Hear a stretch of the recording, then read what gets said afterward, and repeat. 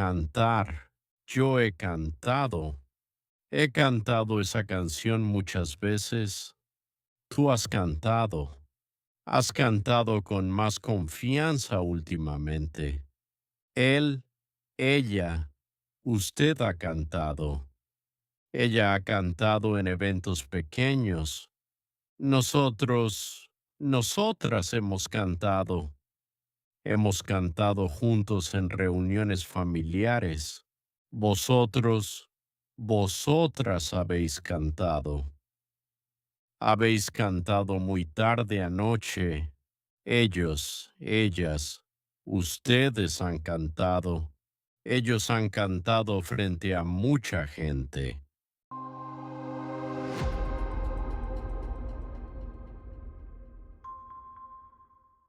¿Sabías que Ana ha cantado en público varias veces? Sí, me lo contó. Yo he cantado con ella un par de veces y se nota la diferencia.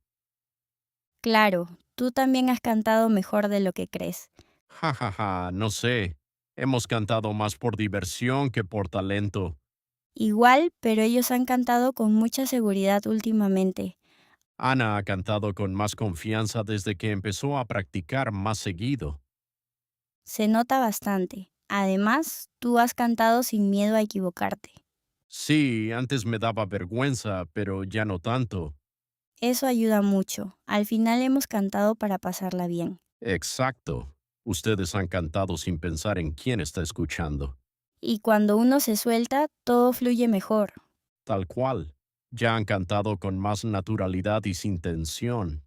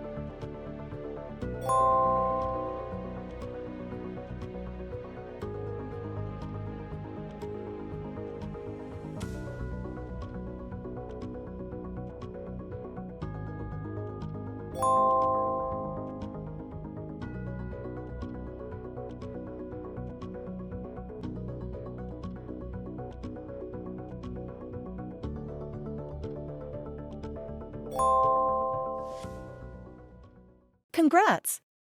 Let me know in the comments how you did. Need a review? Rewatch the video and retake the quiz. Check the description for more awesome Spanish learning content from Gritty Spanish. Don't forget to like, subscribe, and share.